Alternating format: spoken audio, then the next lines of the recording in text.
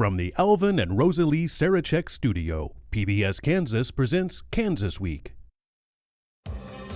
With voting now underway, candidates are pulling out all the stops to get your attention and support. The two men who want to be your next Attorney General are going head-to-head in a final debate, while culture wars flare again in the race for Kansas governor. But which issues do you care about most as you head to the polls? That's what we're talking about right now on Kansas Week.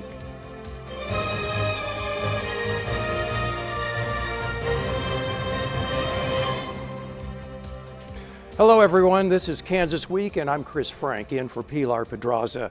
We begin tonight with the release of the annual Kansas Speaks survey from Fort Hays State University.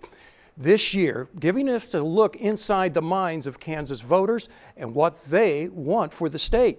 Cakes Jackson Overstreet takes a peek for us. It's day 3 of early in-person voting in Central County, with different issues bringing voters to the polls on Wednesday. There are a couple of issues on the agenda that I wanted to make sure I voted for, which was retaining the judges. I just want the state to stay in the black and not be in debt.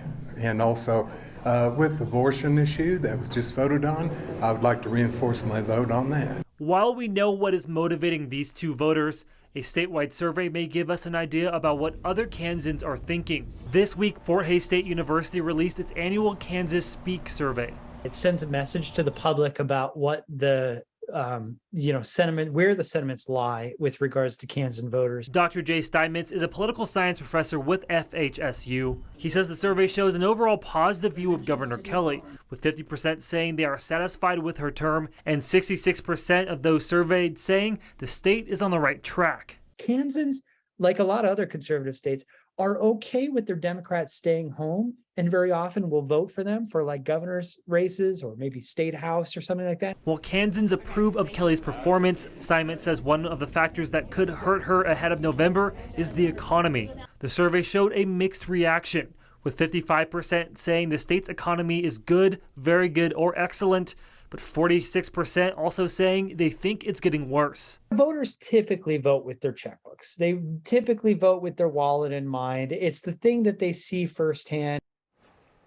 Well, joining us in the studio this week, we have Sean Logging, State House reporter at KWCH-TV, 12 News, and Phil Journey, district judge and former Republican state senator and political science professor from Wichita State University, Dr. Neil Allen. So we want to thank you all for joining us here. Hopefully we'll have a lively discussion on all of these political matters. After all, we're just a little over a week from the November election.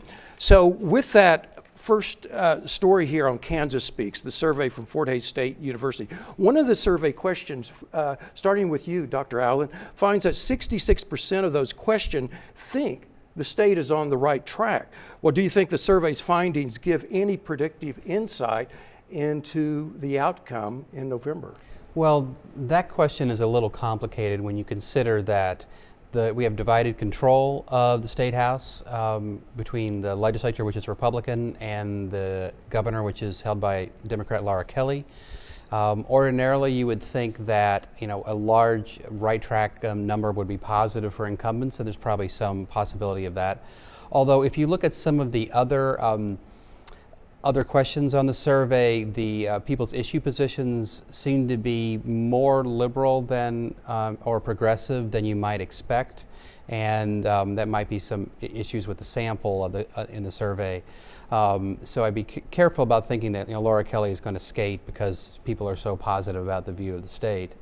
And also, the right track, wrong track numbers aren't being quite as predictive of incumbents winning in recent years, partly because just voters tend to blame politicians in general for things and not credit them for any positive outcomes either. But you'd think there might be a little angst, more angst, if there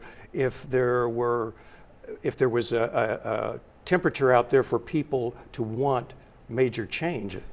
Well, and also one thing we've also noticed with Governor Kelly is that she's polled, frankly, a lot better than I thought that she was going to as a Democrat running in a state that's mostly Republican in a year that looks like it ought to be pretty good for Republicans. But also her general approval rating has always been quite high in the polls that come out from Morning Consult every couple of months. The last one had her at 55% approval, which I think is pretty remarkable for a Democrat running. Although there might be people who like Governor Kelly, but just would rather have a Republican in office, especially now that they have one that's more of a standard model Republican they can vote for, and Attorney General Schmidt. Yeah. Sean, I want to ask you this question. The survey shows the approval rating of 50.4% of Governor Kelly. Now, granted, that's not overwhelming, and there's always a margin of error, but so which gubernatorial candidate might be encouraged by the survey results, and why? Because that still sounds pretty close to 50-50. Well, it kind of shows that we have a very divided state here right now in Kansas of just kind of who they want to be their next governor. As we've seen in some of the polling for the governor's race, it is a very tight race right now. So that has to go into consideration when it comes to just this election. Is probably going to be a very tight race and a probably potentially long night on November 8th. But as Neil was saying too, Governor Kelly has performed fairly well in those surveys of just her favorability or views of how she's doing as a governor in the state. Right. And Phil, the survey results also talk about economic issues. And if I'm not mistaken, kitchen table issues are still important in a race for the governor. And for example, although 55% say the state's economy is good or very good, 46% say it's getting worse. So who can capitalize on that? I think the 46% is going to grow over the next 6 to 12 months. I think when we see the Fed's next interest rate hike, and all of a sudden, and that's coming, and then housing mortgages right now are at 30-year fixed or at 7%, and they're going to probably jump up to 9 or 10. And I almost wore my Jimmy Carter button tonight for the show, but we'll see. I think they're overly optimistic. I think the professor brought up a great point. I was kind of surprised the sample was about 512. Usually samples for this kind of polling is up over 1,000, so I was a little worried about the sample size.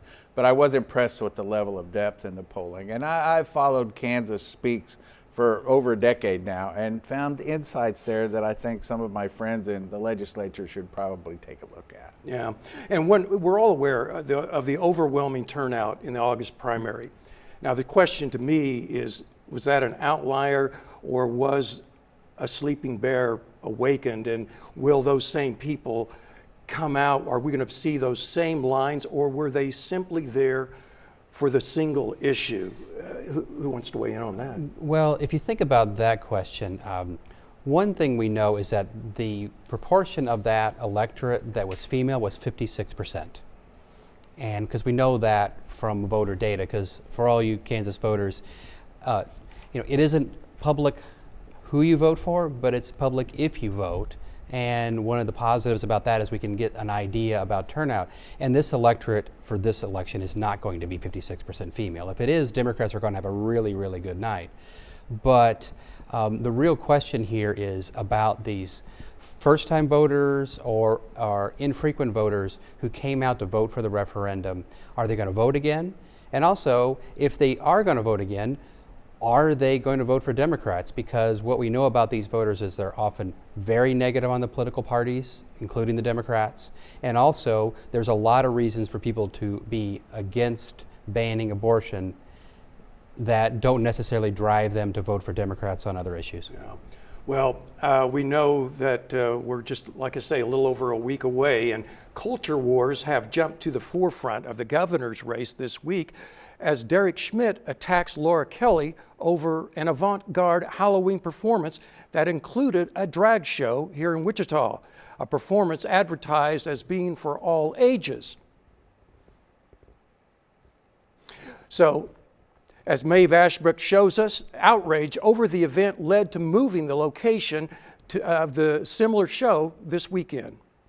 This is definitely not the first drag show. It's not the first event on a final Friday. It's not a first event on a final Friday that involves drag. Sydney Lennox Barkus is one of the organizers of the Monster Mash event this weekend. But the drag show and Halloween party, originally set to take place at Town West Mall, is now going to be downtown. That was not expected, especially because there has been many other events in Wichita like this, even quite recently, that were well perceived and quite successful. Organizers say the mall's owner decided to cancel the event. It comes after claims the state was funding and sponsoring it and other drag shows in Wichita. Lennox Barkus says it was a marketing miscommunication after the original flyer had the Kansas Department of Commerce's logo on it. And the Department of Commerce told Cake News in a statement that any claims stating it's sponsoring these events is, quote, blatantly wrong. The importance is to provide a safe space for our community. Wichita Pride is one of the sponsors of Monster Mash, and its president says the location change was a surprise. Being a part of Wichita Pride, even though a relatively short time, we just don't have any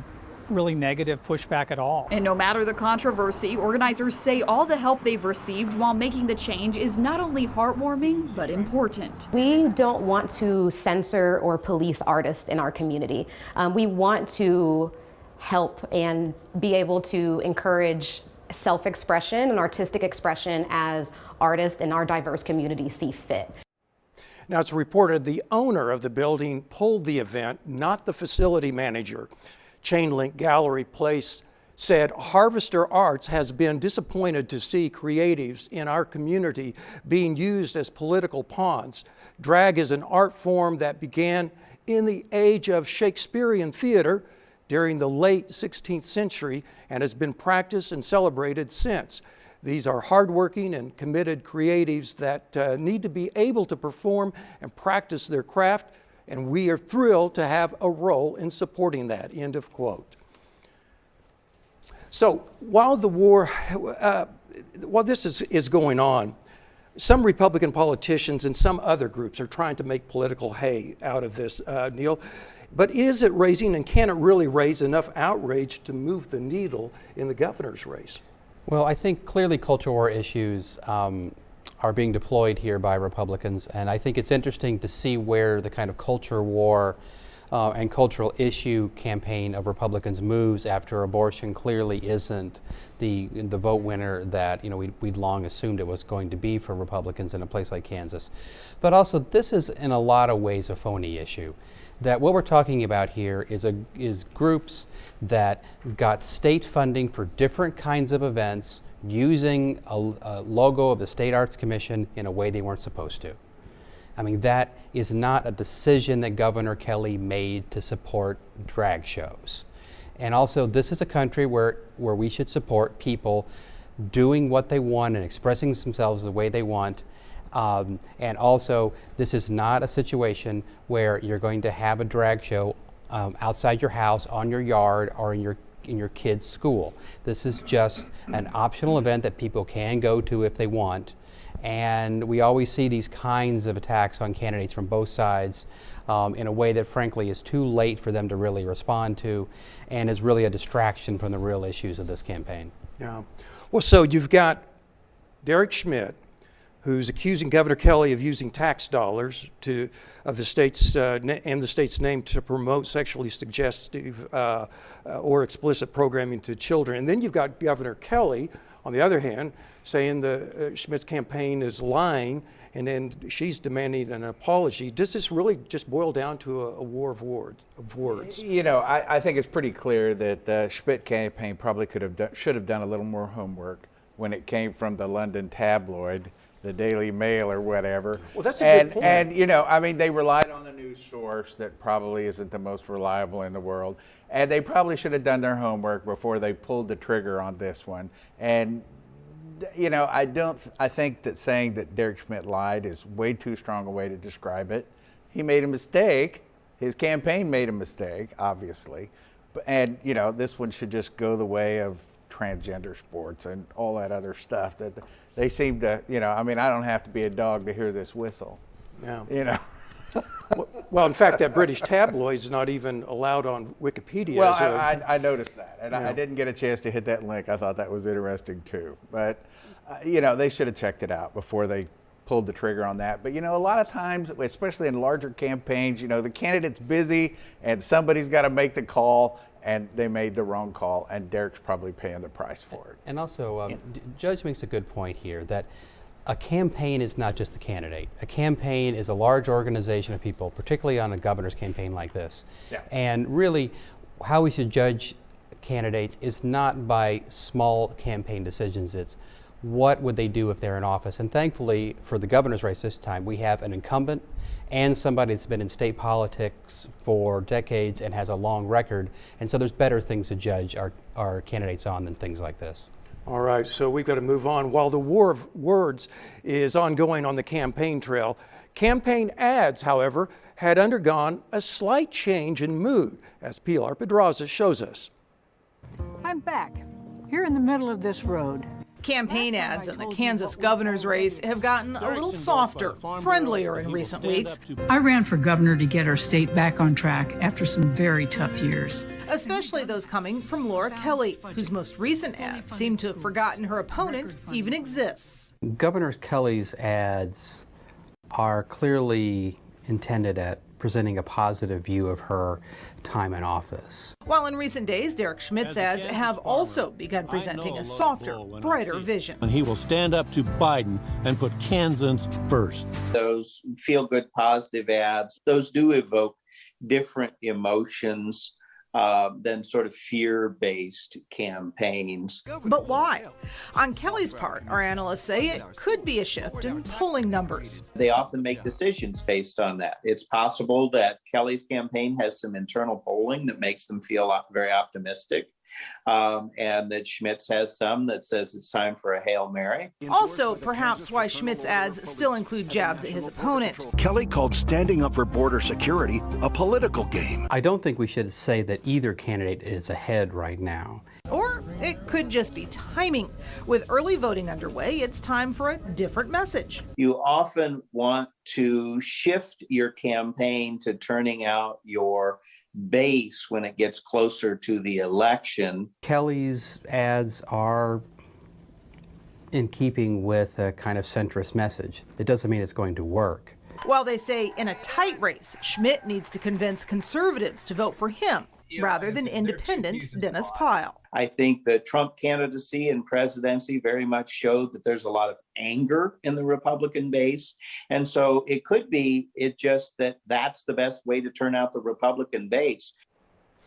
Sean, do you think these political ads, any perceived changes in their mood, does it signal anything in your mind as a political reporter? Well, the thing is, the campaign narratives have very, very much stayed the same throughout this campaign so far. We have Kelly and the Democrats focusing on making Schmidt and linking Schmidt and Brown back together. Then you have Derek Schmidt and Republicans focused on linking Kelly and Biden together. So those narratives have largely stayed the same this entire campaign. So it's really going to be just how voters feel at the end of the day when it comes to just how they pick and decide their candidate. We'll see if any of these ads really make much of a difference in swaying any voters.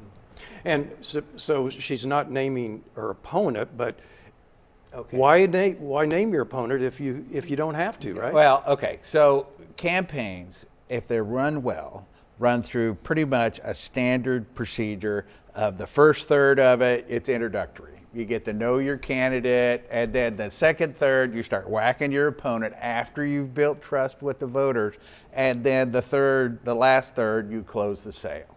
And so that's what they're doing now, is they're trying to close the sale and get their voters to show up for them. They've been whacking each other like, rock'em sock'em robots, and so now they're back to the point where they're saying, I'm the nice guy, you need to be sure and vote for me. So, introduction, whack-a-mole, and then close the sale. So that's where we're at. Goofy time. You're right. So do you expect any changes between now and the election day on these ads? Or? Well, and to add to what Phil said, that you also, when you're this late in the game, that really there's not that many persuadable voters left, and so you concentrate on getting your own people out. Although I think it is notable that Kelly's ads are still on this introductory sort of theme, and I think it does make sense because she's constantly being attacked as being a lefty liberal Democrat, which is not the image he wants to portray. And also it just is an indication that the Democratic base just isn't big enough statewide for the Democrats to run traditional campaigns. And also Governor Kelly just clearly is not comfortable with running as a fire-breathing progressive, because that's just not her style and hasn't been her style in the legislature, and it's not as governor. Yeah, and she's sticking with that. Meanwhile, in the Attorney General's race, one of the most closely watched AG's races in the country, the two candidates went head-to-head one final time this week. In a debate moderated by Kansas City PBS's Nick Haynes, Republican Chris Kobach and Democrat Chris Mann made their end-of-campaign pitches, according to the Kansas Reflector. The two differed on almost everything from crime to consumer fraud, abortion laws, federal powers, marijuana, and guns. The Reflector reports Kobach touted his experience in politics and leadership as the Kansas Secretary of State, saying Kansas needs someone to defend state laws against the American Civil Liberties Union and your constitutional rights from President Joe Biden's administration. Meanwhile, the Reflector reported Mann said Kobach won't hesitate to follow through on promises to slowly and quietly strip away constitutional protections for reproductive health care. My entire life, I've done the hard work of keeping Kansans safe, Mann said. This is Chris Kobach's 8th race for his 7th choice of office. This is my first choice for office after a career in public service. I do have a record, Kobach said, and one thing that Republicans and Democrats agree about on me is that I do exactly what I say I'm going to do.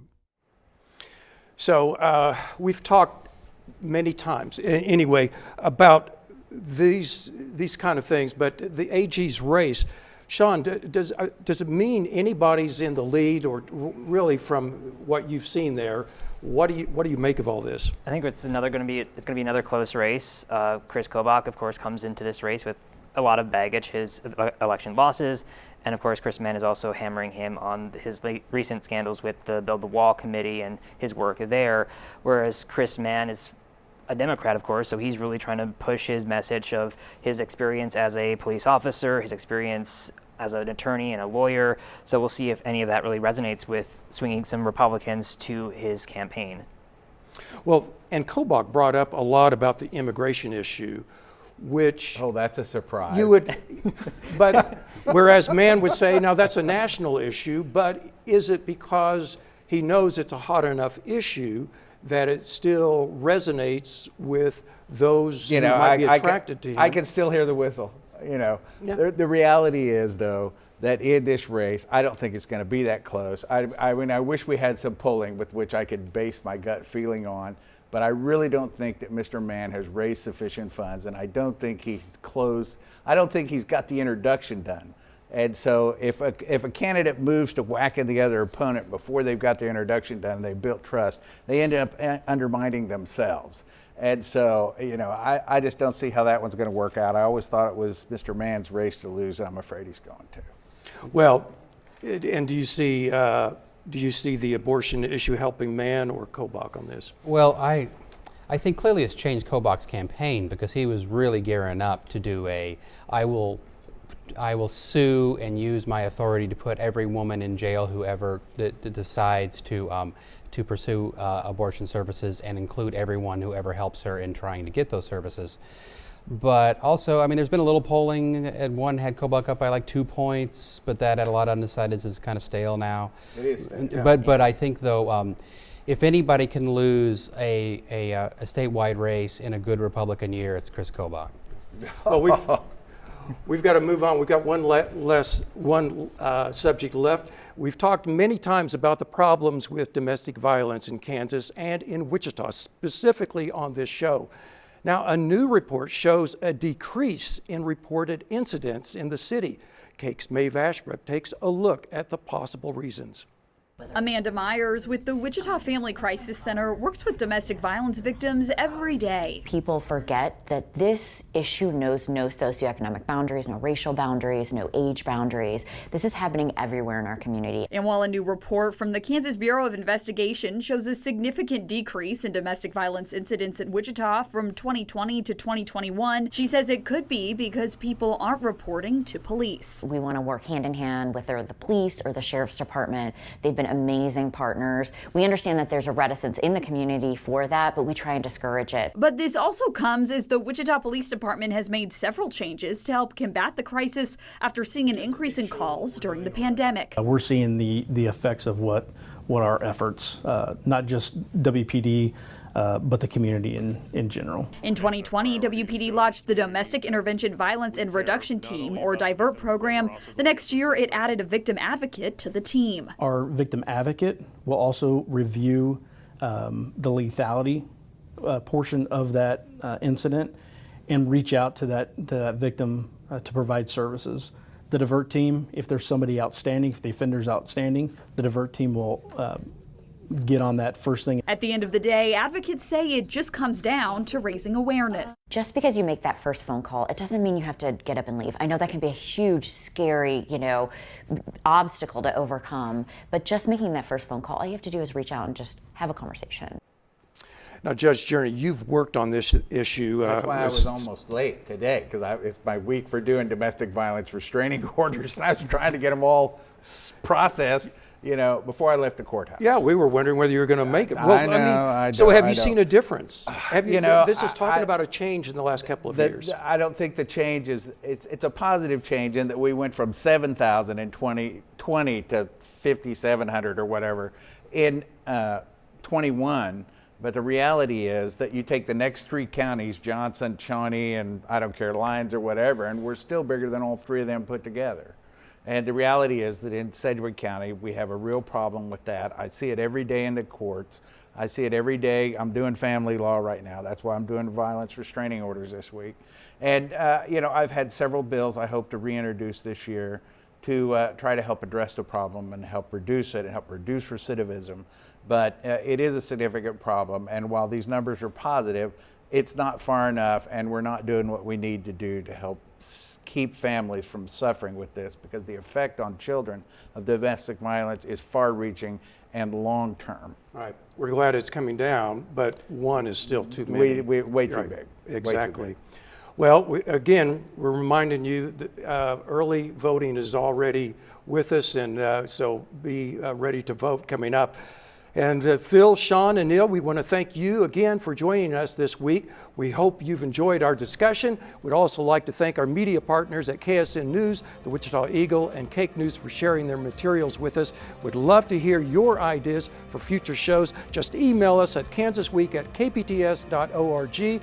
For now, stay safe and have a great week.